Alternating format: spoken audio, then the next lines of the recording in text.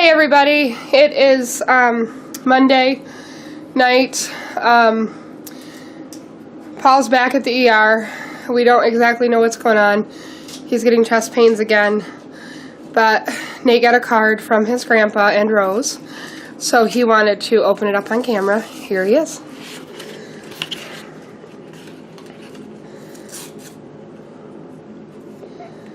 It's okay. Just set it right there. Hold on, Kikis.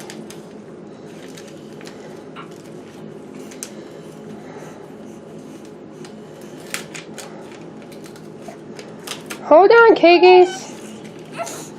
I know you're sliding down. Hold on. Ooh, what's on the front? Are those camels? What's it say? It says, let's see. Wait, I just found the paddle. Okay. O-X-O-X-O-X-O-X. That means hugs and kisses, hugs and kisses, hugs and kisses. It says, may your Christmas be filled with all the joy and peace on earth. God blesses those who hunger and thirst for justice, for they will be satisfied. Love, Grandpa Jack and Rose. Okay, say thank you. We'll have to find a place for all of our Christmas cards, okay? Hello, it is Tuesday. And Mommy's caught me doing something I'm not supposed to be doing. That's right, he picked up Keegan. Are you supposed to pick up things? No. Paul's home from the hospital. He got home at like, I don't know, 11:30 or so last night. Oh, goodness. I'm off to work. I gotta go get a shower and stuff. I'm going in late. Give me the password. But, God willing, that was Paul's last trip to the ER. He's began his new medication. I was kind of hoping they'd admit him, but they didn't. His troponin levels are down, so that's good. Which indicates he's not having a heart attack again. It just, the doctor thinks it's a spasm in his artery that's causing the pain. And he switched medication to hopefully take care of that, and it should work by tonight. Keegan Weegies is very unhappy. Nate's off to school. I gotta get a shower, and then I'm off to work. What is Paul gonna do today? Watch TV. Are you allowed to do anything? No. Are you allowed to fold clothes? No. Are you allowed to do laundry? No. Are you allowed to do dishes? No. Are you allowed to vacuum the floor? No. I have a cup of coffee. No, can't. You're done with caffeine for a little bit. I'm scared. Doesn't that creamer have like a 4-month shelf life on it? That's because of all the salt in it, probably. Yeah, what's cream? Well, cream's got to stay good. I'm sure it's a sugar. Let me just go check the salt content. Leave it alone. Okay, so this is his cream. So they're 30 milligrams. In all honesty, that's not bad at all. Well, that's what I'm saying. That's low. So that's good. That's for a 2,000 calorie diet serving too. Right, but the coffee is not, the caffeine's not good right now for you. I need caffeine free. Says Dr. Robin. I'm sorry, where'd you go to medical school? Yeah, exactly. A little light. Alright, I'm gonna get in the shower. Our house is a disaster. And it's gonna drive Paul nuts. I have an entire basket of laundry to fold. I have more in the dryer. Our table's a mess. Dishes need to be switched out. But between our 3 trips to the ER lately, I've not been home a lot. In the last 4 days. Yeah. If we could stay away from that place for 24 hours, it'd be a good thing. No shit. Hey everybody, it is really dark in here because the laundry room, the one light is out. But it is Wednesday night. I didn't film at all yesterday. I'm trying to get laundry in. Because we spent the night at the ER yet again. If you're counting, that is 3 times now. The So, I don't even know where I left off. I am so drained and just emotionally dead. We went to the doctor's on Monday, I guess it was. Paul went to the ER that night, which I think I got on here and said. And by the time he left on Monday, his troponin levels were down to 0.3. And they sent him home. They wouldn't admit him. We tried to get them to admit him, and he wouldn't. Or they wouldn't. So then then he went and got his regular blood work done the next day that our primary doctor had ordered because he couldn't go that night because he was in the ER. So he got that blood work done at 10 or 11 o'clock, and the doctor's office called. This is how the night went. So I got out of work. I got out of work late because I went in late. So Paul had picked me up, and we had gone over and gotten Keegan together, and I was feeling such joy that we were going to leave and come home and have time at our house. And right as we're leaving, the doctor's office calls Paul and says he needs to get to the ER right now, that his levels are not good. And so bottom line is, there was no reason for us to go to the ER. So we talked to the nurse, and I was saying, this doesn't make any sense. His levels were at 0.13. The day before, they were at 0.3. That's less, which is what they're supposed to do. Troponin levels can stay in your body for up to 2 weeks after you have a heart attack. So, So I talked with her. She was kind of stumbling over the numbers, so I thought maybe she's reading them wrong. Maybe it's 1.13 or something, and that would be cause for concern, because that would mean it was gone back up, which means there is tissue dying in the heart. So we hung up with her. We called back and spoke directly to the doctor, and he's like, which I have a lot of faith in my primary doctor. I don't exactly know what the situation was. He's like, no, you need to get right back over there. Anything above 0.1 indicates there's something going on with the heart. I don't know. He was overreacting, basically. I don't know what the deal was. But we got there. Nobody understood why we were there. They called the cardiologist that Paul had saw on Saturday, said to send him home if he had chest pains. Paul's not had chest pains, knock on wood somewhere, since...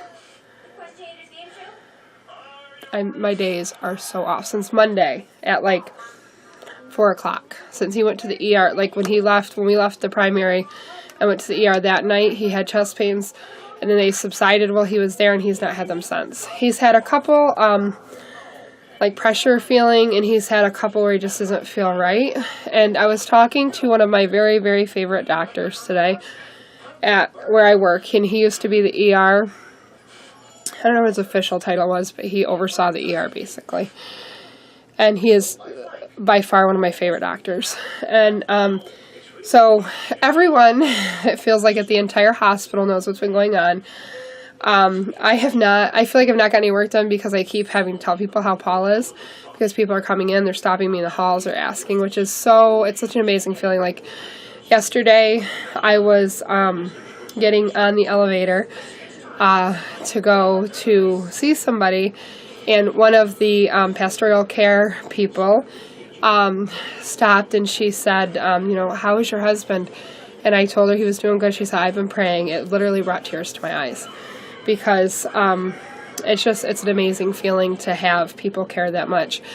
And I think I said in my probably weekend thing, I don't know, that Monday was orientation. It was new hospital orientation for new employees for December, and that's usually what I do.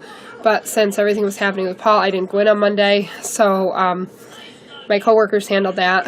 But one of the sisters, who again I absolutely love, she does an hour-long presentation about the mission of our hospital. And she had her car break down that day on the way there, and she told everybody that she was having a bad day, but then she heard about Paul, and she decided that it wasn't that important. And it's just, I told Paul after work yesterday, I said, think about the amount of lives you're touching. Even if, my one coworker who's around the same age as Paul said it really affected him because he's Paul's age, and he's been thinking about us constantly, and it's just really nice to have that many people care about you, and it's really nice to have people pray for you. I always feel like when the sisters are praying for us, or pastoral care is praying for us, that those people are extremely close to God. So it feels very good to have them pray for us. I'm trying to get things done at work. I worked late tonight. I ended up going in late this morning because it's such a disastrous time for this to happen. I basically have no boss at this point. My director is off this week. The guy that they hired had a bunch of vacation time saved up because he was waiting for Joint Commission to come to our hospital. And so he had vacation time, and if they don't use it by the end of the year, they lose it. So he used it, and he's off this week until Tuesday of next week. And all this is happening, and like I've texted my old boss to say, I'm not going to be in, or I'm going to be late or whatever, and I text my coworkers, but I just feel like it's a bad week for it to happen. And then on top of that, there's like this massive training that's going on at work because they're getting all new like IV pumps. So this has all just been a nightmare. So I feel like I'm getting nothing accomplished all day long. And the very little that I am getting accomplished is just not even a chunk of what I have to get done. I'm pretty sure, as long as things continue to go well, that I'm going to try to get in there on Saturday to get some things done. The nice thing about staying really late or going in on a Saturday is I get like 5 times the amount of work done that I normally do because no one knows I'm there, so there's no people walking in and out of my office all day long. Phone rings off the hook. Emails are ridiculous, and all that stuff is like stopped on a Saturday or after hours. So I get so much done. Because normally the way my day goes, I start a task and I get interrupted 50 times, and something that should normally take me 5 minutes takes me 3 hours. I mean, literally.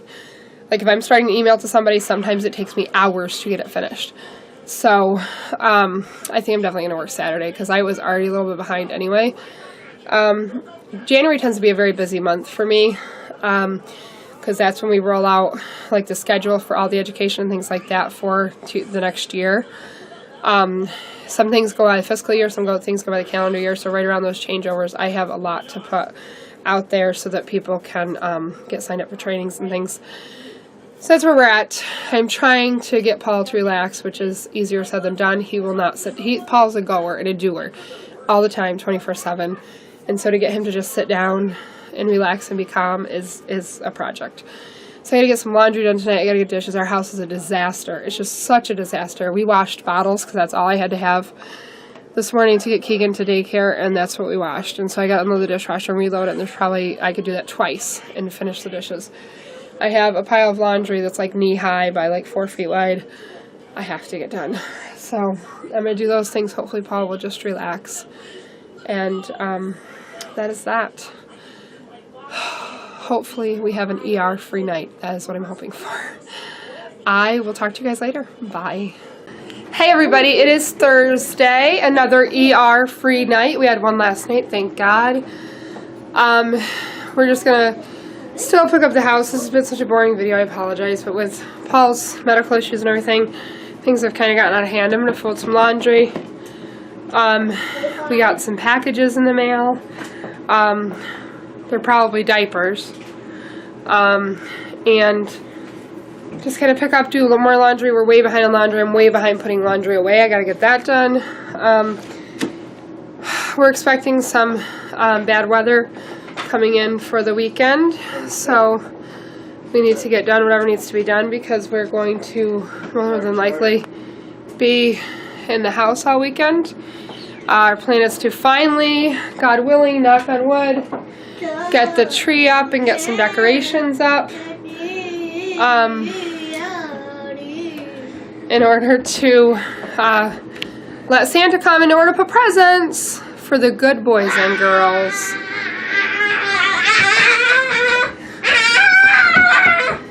So that's our plan. Tomorrow night, if it's decent, but now that I hear it's not, we were gonna go look at lights, but since it's not decent, we're probably not going to do that. Alrighty. Nope. Yep. Hey everybody. Keegan looks like my mother right now. Just the way he's sleeping. He looks just like her. Aw, Keegan, you look like Grandma Nancy. Aw. You look so much like her right now. Hey everybody, it is Friday night. A little bit late. I had to work late. I have to go in tomorrow. I thought about just staying late and not going in tomorrow, but I'm just too tired to concentrate, and that's unfortunately what I need is to concentrate. So I'm home. The Christmas tree bag is in the background there. It's got both Christmas trees in it. We're going to try to at least get one up tonight and see what we can do.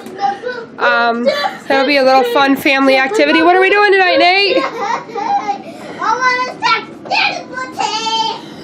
What? Nutcase. So that's what we're going to try to do. We're trying to get I think we're going to try to get it up in the sitting room is where we're going to try to put the first tree up. And then, I don't know what I'm going to do because the other tree is going to go right there where the changing table is. So I don't know what we're going to do with that. I have to figure it out. And I have to figure out where the stuff in the sitting room is going to go. Because Keegan's room is not done yet.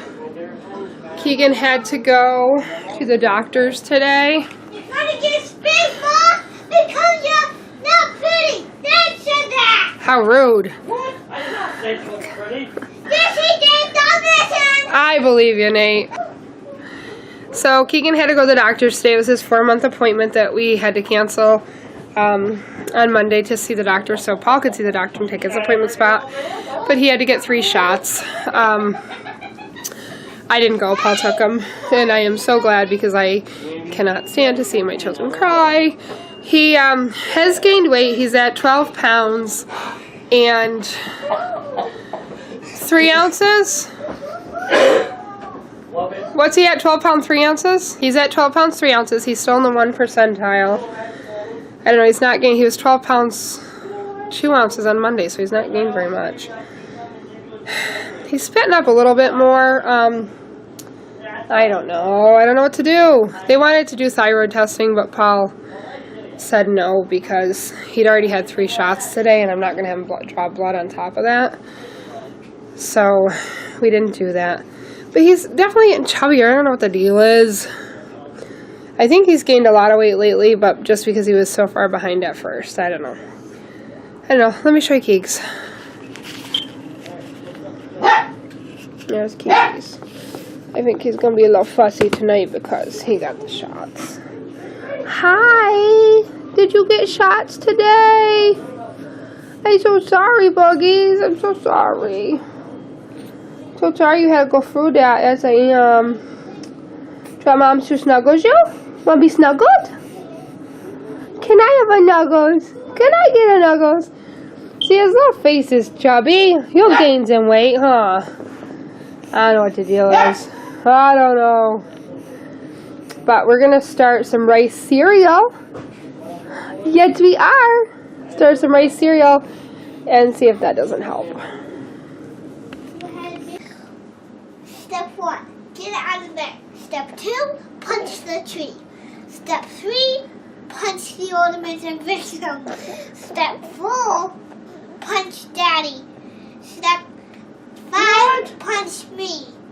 I'll punch you out. Jump right to step 5. Come here. Hey, This is step 5, Mom. This is step 5. No, Right Dad. here. Step 5. That's child abuse, Daddy. We need to do it in order. 1, 2, 3, 4, 5. Oh, so I get punched first and then you? No, I get the punch first and then you. Alright, come on guys, get the tree out. Okay. So this is as far as we got. The one tree is up. We have to do the upstairs one. But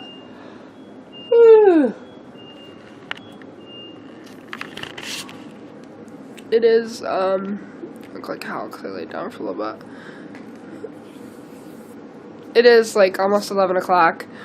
I have to pump here, so in a few minutes I'm gonna stay up a little bit. we're gonna watch iZombie. It's a program we've been watching on Netflix. It's pretty good. I think it was better a few episodes ago, but so we're gonna do that. We're gonna relax. Tomorrow we're gonna get the rest of the trees up. Hopefully I have to go to work. Only for a couple hours. I'm not going for more than a couple hours. I don't care. So, but my office is a disaster. I have to at least get it cleaned and get some things done. I have to get something done there tomorrow. Usually I think I said on Saturdays I can get a lot done, so I should be there for a couple hours but get like a full day's worth of work done, so that should be fun. Talk to you guys this weekend. Bye.